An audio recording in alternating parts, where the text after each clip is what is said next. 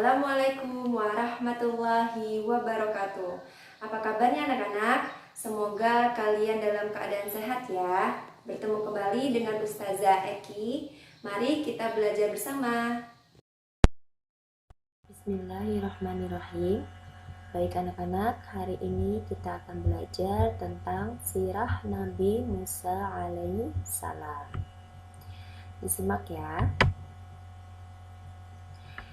Berawal dari kisah tepian Sungai Nil. Nah, Sungai Nil itu apa sih? Adalah sungai besar yang mengalir ribuan kilometer. Aliran airnya membelah benua hitam dari selatan ke utara, berhulu di daerah yang beriklim tropis dan berdataran tinggi. Nama Sungai Nil adalah nama yang disebut oleh manusia sepanjang zaman. Fir'aun. Nah, di dalam cerita Nabi Musa ini ada yang namanya Raja Fir'aun. Fir'aun berarti rumah besar. Ia benar-benar berkuasa penuh mengatur seluruh bidang kehidupan bangsa Mesir. Kekuasaannya yang begitu besar dan kekayaannya yang berlimpah menjadi salah satu pendorong Fir'aun menyatakan dirinya sebagai Tuhan. Kezaliman Firaun kepada Bani Israel bermula dari sebuah mimpi yang menggelisahkannya. Mimpi itu terus berulang. Kemudian Firaun memanggil seluruh tukang sihirnya. Sungguh, kegelisahankulah yang membuat aku memanggil kalian, ucap Firaun di depan mereka. Kemudian Firaun menceritakan seluruh mimpinya. Tuanku Paduka yang mulia, kegelisahan Paduka tampaknya beralasan. Kami semua melihat hal yang sama.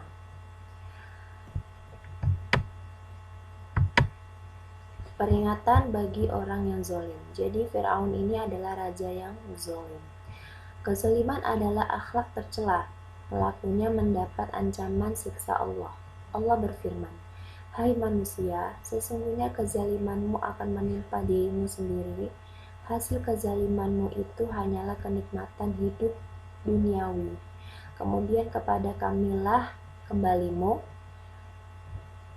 Kami kabarkan kepadamu apa yang telah kamu kerjakan." Quran Surah Yunus ayat 23. Lahirnya seorang Musa. Pekikan tertahan si dukun tiba-tiba terdengar. "Anakmu laki-laki." Semua yang hadir sumringah. Bayi itu lahir dengan selamat dan sehat. Namun keluarga itu teringat ancaman Fir'aun. Syukurnya si dukun beranak berjanji merahasiakan kelahiran si bayi. Pertolongan dari Allah pun datang. Ilhamnya menyelusup ke dalam batin Ayarikah. Ayarikah ini ibunya Nabi Musa. Ia diperintahkan Allah untuk menghanyutkan si bayi di Sungai Nil menggunakan peti. Di tengah cengkrama mereka, seorang pembantu Asia. Asia ini adalah istri dari Raja Fir'aun. Asia tiba-tiba berteriak, "Wahai gerangan, apakah yang aku lihat? Peti apakah itu yang mengalun di pinggir Nil?" Asia segera meminta para pembantunya mengambil peti tersebut. Sekejap saja melihatnya, Asia langsung jatuh hati. Ia merasa mendapatkan limpahan berkah yang terbilang harganya. Jadi, Asia melihat seorang bayi yang di dalam peti, kemudian Asia jatuh cinta kepada bayi tersebut. Bagaimanakah kehidupan Musa selanjutnya? Jadi bayi Musa tadi dibawa oleh istrinya Fir'aun ke istana. Keutamaan bertawakal kepada Allah. Allah berfirman, "Barang siapa bertawakal kepada Allah, niscaya dia akan membukakan jalan keluar baginya, dan dia memberinya rezeki dari arah yang tidak disangka-sangkanya. Dan barang siapa yang bertawakal kepada Allah, niscaya Allah akan mencukupkan keperluannya." Pangeran Mesir yang terusir. Matahari terus beranjak naik, namun sinarnya tak mampu menghangatkan seisi istana Firaun. Aisyah dirundung bingung karena bayi Musa terus menangis. Dalam kebingungan Asia pun terus mencari hingga suatu saat di sekitar pasar di dekat istana, seorang anak perempuan mendatanginya dan berkata, "Maukah aku tunjukkan keluarga yang mampu memeliharanya untukmu dan mereka dapat mengurusnya dengan baik?" Jadi Nabi Musa kecil dibawa ke keluarganya, yaitu ke ibunya. Jadi Nabi Musa kecil disusui oleh ibunya sendiri. Nah, itulah takdir dari Allah. Allah mengembalikan Nabi Musa kepada ibunya dengan segala cara yang tidak disangka-sangka. Sebuah siang Musa sedang berjalan-jalan di sekitar kota. Ia melihat dua orang sedang bertengkar. Satu orang berasal dari Bani Israel, sementara itu yang lainnya berasal dari kaum Kipti, kaumnya Fir'aun. Musa bermaksud melerai pertengkaran mereka. Namun tanpa sengaja, Musa justru mendorong si lelaki Kipti hingga tersungkur dan meninggal. Jadi anak-anak, Musa ini memiliki kekuatan yang luar biasa. Dengan mendorongnya sedikit saja, yang didorong itu bisa sampai terpental jauh. Nah, Nabi Musa diberi mukjizat oleh Allah, memiliki kekuatan yang luar biasa. Musa telah membinasakan kaum Fir'aun. Nah, kabar itu pun segera sampai ke dalam istana. Musa, para pembesar istana merencanakan persekongkolan untuk menyingkirkanmu. Salah seorang dalam istana yang dekat dengan Nabi Musa menyampaikan sebuah kabar. Nabi Musa pun berdoa, "Ya Tuhanku, selamatkanlah aku dari orang-orang yang zalim." Bagaimanakah nasib Musa selanjutnya? Larangan bermusuhan. Seluruh amal manusia dihadapkan kepada Allah 2 kali dalam sepekan, yaitu pada Senin dan Kamis. Lalu Allah mengampuni dosa setiap hambanya yang mukmin kecuali yang bermusuhan. Jadi anak-anak, kita tidak boleh bermusuhan kepada saudara kita. Ya, kita harus saling memaafkan. Madian yang menguatkan. Musa berjalan tertatih, ia meninggalkan istana Fir'aun. Orang-orang zalim di sana telah memutuskan untuk membalas Musa karena telah membinasakan salah seorang kaum mereka. Musa mengarungi gurun pasir seorang diri. Ia belum punya tujuan. Selama perjalanan, satu-satunya yang ia panjatkan adalah permohonan dari Allah Subhanahu wa Ta'ala. Di tengah perjalanan di sekitar Gunung Tursina, cuaca tidak bersahabat. Keadaan gelap gulita. Musa sekeluarga tersesat. Mereka semua menggigil kedinginan. Saat memohon bimbingan Allah, Musa melihat cahaya terang benderang di gunung. "Aku melihat api." Jadi, Musa melihat api di Gunung Tursina. Petunjuk Allah bagi yang bersungguh-sungguh. Dan orang-orang yang bersungguh-sungguh untuk mencari keridhaan kami akan tunjukkan kepada mereka jalan-jalan kami. Dan sungguh Allah berserta orang-orang yang berbuat baik. Dakwah 2 utusan. Musa tak peduli dengan peluh yang menganak sungai di tubuhnya. "Hai Musa, sesungguhnya aku ini Rabb-mu, tinggalkanlah kedua terompahmu, sesungguhnya kamu berada di lembah yang suci." Musa melepaskan alas kakinya, kemudian tersungkur ke tanah. Ia tak pernah menyangka akan berbincang langsung dengan Allah Sang Maha Pencipta. "Sesungguhnya Musa ini pastilah seorang penyihir yang pandai," kata Fir'aun kepada para pemuka di sekelilingnya. Fir'aun dan pendukungnya bersepakat mengumpulkan penyihir dari seluruh negeri. Nabi Musa dan Nabi Harun harus adu kepandaian dengan para penyihir. Undangan dari Fir'aun, perintah berdakwah. Jadi Nabi Musa dan Nabi Harun ini diperintahkan Allah untuk berdakwah. "Serulah manusia kepada jalan Tuhanmu dengan hikmah dan pelajaran yang baik, dan bantahlah mereka dengan cara yang baik." Fir'aun tetap ingkar. Beberapa hari kemudian, suasana istana hiruk-pikuk oleh para penyihir undangan Fir'aun. Mereka menunjukkan kehebatan sihirnya melawan mukjizat Nabi Musa yang dianggap. Fir'aun tetap ingkar. Beberapa hari kemudian, suasana istana hiruk-pikuk oleh penyihir undangan Fir'aun. Mereka akan menunjukkan kehebatan sihirnya melawan mukjizat Nabi Musa. Fir'aun segera mengungkapkan rencananya. Ia akan menghabisi nyawa setiap laki-laki kaum Nabi Musa dan membiarkan wanita saja yang hidup. Bagaimanakah Nabi Musa alaihissalam menghadapi rencana Fir'aun? Mendatangi dukun atau tukang ramal. Nah, tadi kan Fir'aun mendatangi dukun tuh. Nah, dalam agama Islam kita tidak boleh percaya dengan dukun. Siapa yang mendatangi dukun atau tukang ramal, lalu ia membenarkan apa yang dikatakannya, maka sungguh ia telah kufur kepada apa yang diturunkan kepada Muhammad. Hadis riwayat Ahmad. Doa Nabi Musa dan azab Allah. Aku perintahkan lenyapkan semua lelaki Bani Israel. Biarkan kaum perempuannya. Firaun berteriak dengan amat keras. Ia murka kepada Nabi Musa dan Nabi Harun. Keduanya telah menyebabkan para tukang sihir mengikuti mereka.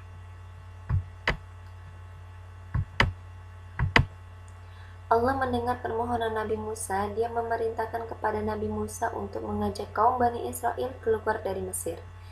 Nabi Musa segera menyampaikan perintah Allah itu kepada Bani Israel. Rencana berpergian segera dilakukan. Kemanakah tujuan Nabi Musa dan Bani Israel? Bagaimanakah sikap Fir'aun? Mendapati Nabi Musa dan kaum Bani Israel keluar meninggalkan Mesir.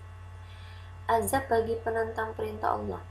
Hendaklah orang-orang yang menyelisihi perintah Allah itu takut akan ditimpa fitnah cobaan atau ditimpa azab yang pedih. Eksodus.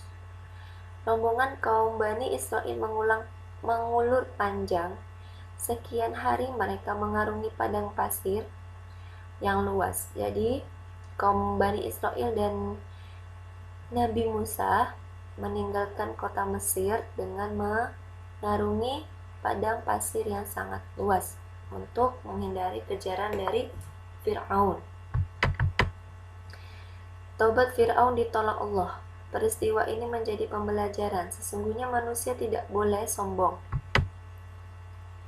Larangan bersikap sombong. Rasulullah bersabda, tidak akan masuk surga seorang yang di dalam hatinya terdapat kesombongan yang sebesar biji sawi. Jadi anak-anak, kita tidak boleh sombong, ya. Kaum manja dan penuntut. Perjalanan Nabi Musa memimpin Bani Israel berlanjut. Selepas Fir'aun tenggelam, dakwah Nabi Musa alaihissalam belum berakhir. Bersama saudaranya Nabi Harun alaihissalam, beliau baru berjuang mendakwahi kaumnya Bani Israel. Kaum Bani Israel ternyata kaum peminta yang permintaannya sering tidak masuk akal. Nabi Musa bermunajat kepada Allah. Ia berharap adanya sebuah kitab suci yang memungkinkan untuk membuat kaumnya lebih terarah. Buruknya sikap banyak menuntut. Jadi kaumnya Nabi Musa ini banyak menuntut anak-anak.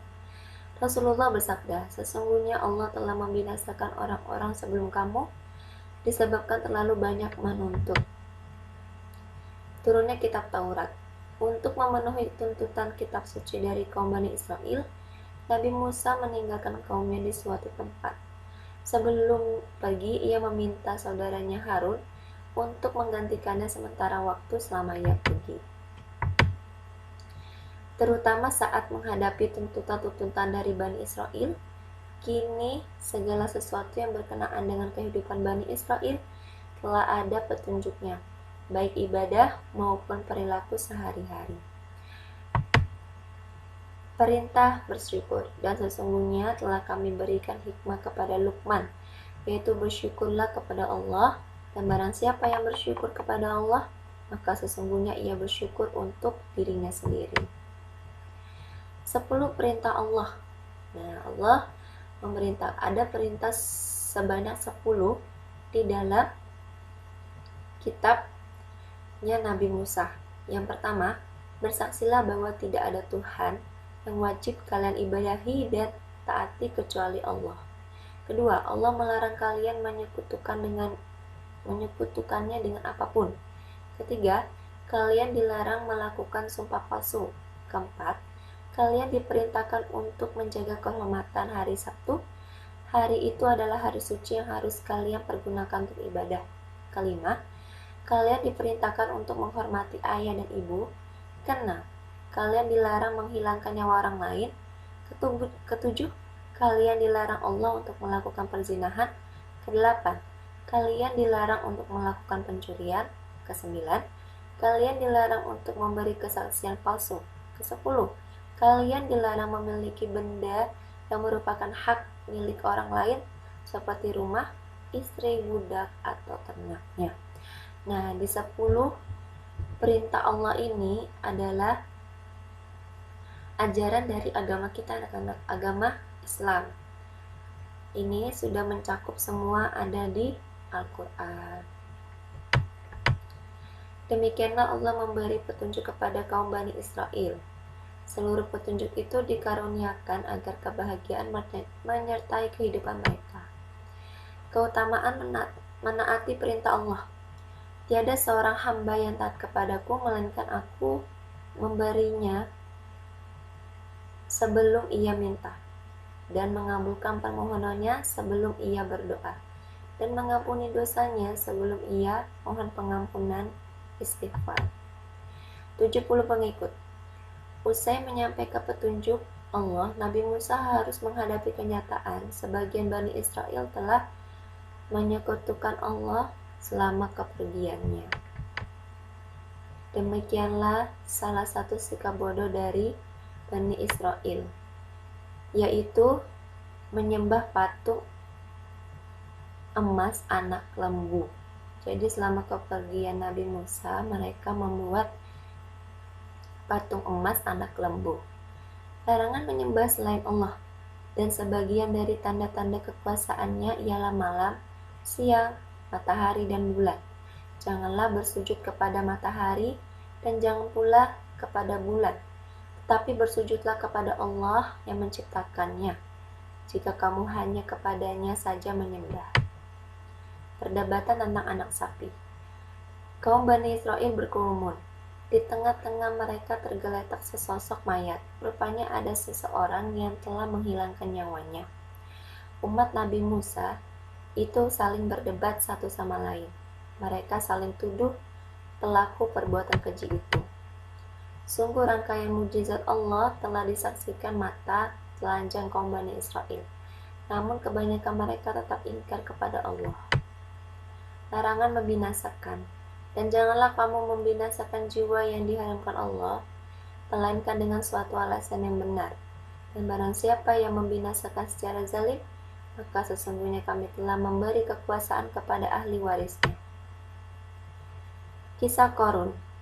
Kilauan tumpukan keping emas tampak mengkilat, bunyinya bergerincing. Saat Qorun menyentuhnya, ia amat senang saat melihat kilatan yang mendengar suara gemerincingnya. Wahai Qorun, sungguh engkau tidak akan sanggup menahan godaannya. Bertakwalah kepada Allah. Nabi Musa memberikan nasihat kepada Qorun, namun Qorun tetap memaksa Nabi Musa agar tetap mendoakannya untuk menjadi kaya raya. Tolong, apa yang terjadi? Qorun berteriak ketakutan. Bumi terbelah, Qorun terperosok masuk ke dalamnya. Ini merupakan azab dari Allah untuk Qorun karena dia sudah terlena oleh hartanya. Bahaya cinta dunia. Rasulullah bersabda, tidaklah 2 ekor serigala yang lapar dikirimkan pada seekor kambing itu lebih berbahaya daripada tamaknya seseorang pada harta. Nabi Khidir. Keberhasilan menaklukkan Fir'aun dan mendapatkan ragam mukjizat memunculkan perasaan unggul di hati Nabi Musa. Allah Subhanahu wa Ta'ala memberitahukan keberadaan manusia lain yang lebih unggul daripadanya. Nabi Musa belajar kepada manusia unggul itu, yaitu Nabi Khidir. Demikianlah perjalanan Nabi Musa sepanjang lebih dari 100 tahun hidupnya penuh dengan ujian. Ada penuntut ilmu. Seyogyanya bagi seorang penuntut ilmu menyucikan hatinya dari kotoran-kotoran sehingga ia layak menerima ilmu, menghafal, dan memanfaatkannya. Anak-anak, itulah kisah dari Nabi Musa. Untuk lebih lengkapnya, anak-anak boleh membaca kembali di modul. Alhamdulillah, kita telah selesai pada pelajaran hari ini. Semoga anak-anak paham ya dengan penjelasannya Ustazah. Sampai bertemu di pelajaran selanjutnya. Wassalamualaikum warahmatullahi wabarakatuh.